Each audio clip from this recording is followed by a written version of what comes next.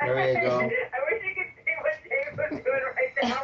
11-year-old James Leininger looks and acts like most boys his age, but beneath his playful spirit is a very deep soul. And I said, you know, I'm really glad you're my son, and I'm just really fun to have you as my son. And he says, I know, that's why I picked you. When we first met Bruce, Andrea, and James in 2005, his passion for World War II fighter planes was obvious. I can beat the Japanese easy as pie.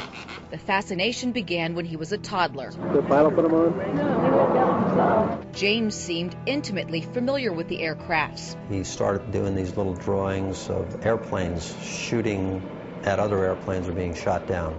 Bombing ships, you see men parachuting.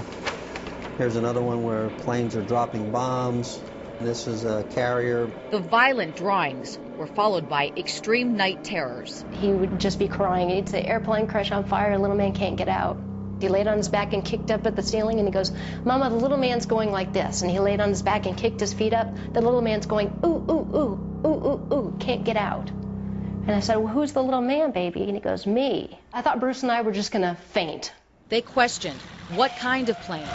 Corsair. Why did your airplane crash? My plane was shot down. Who shot your plane? He looked at me like I was a village idiot. He said, the Japanese. Where did he take off from a boat? Do you remember the name of your boat? He said Natoma. And his name? He always said James, but his name is James. Stunned by his son's words, Bruce tracked down veterans of the USS Natoma Bay. I wanted to disprove it. Columbus, Ohio native Leo Pyatt served on the ship. He asked a few questions about, did I know some of the people? Oh yeah, I remember those people. Yes, there was a Jim Houston, a rather large shell.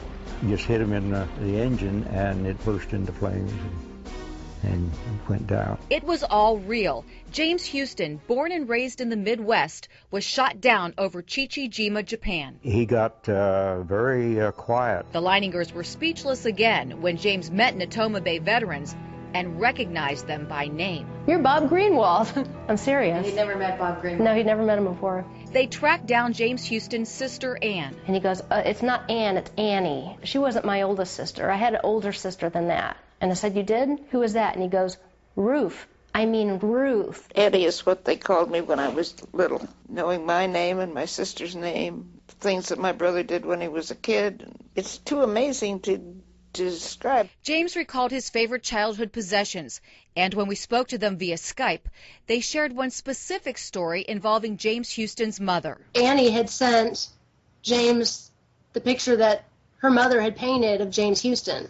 And when James got it, he called Annie to thank her, and he said, where's the one Mom painted of you? And so she went and found it and sent a copy, and later on she told us that no one in the world except her brother and sister knew that there was an identical picture of Annie when she was the same age. Amazing stories like that caught the attention of Japanese filmmakers. Not long after our story aired, they flew James and his entire family to Chichijima, Japan, and the site of James Houston's plane crash. Took a tour of the island, got up on a ridge overlooking the harbor. James said, this is where the planes flew in the day my plane was shot down. Without any help, James knew exactly where the plane crashed. They held a memorial service and dropped flowers over the wreckage.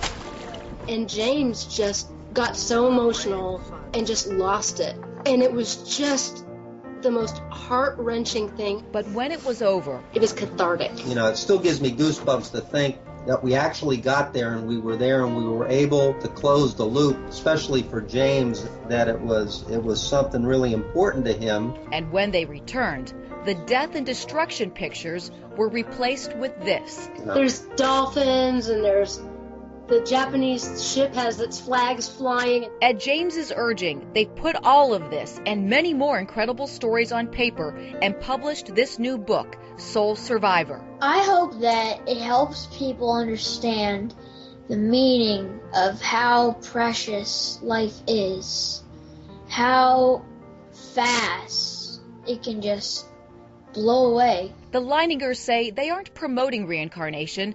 Before James, they didn't believe in it. And I really believe that there's a purpose to this story and that the God that created us wants this story told. And I also hope that it opens people's eyes up to reincarnation. You do? Yeah, I hope it opens people's eyes up to the fact that reincarnation can happen. It is a possibility. It's not a lie. Suzanne Stratford, Fox 8 News.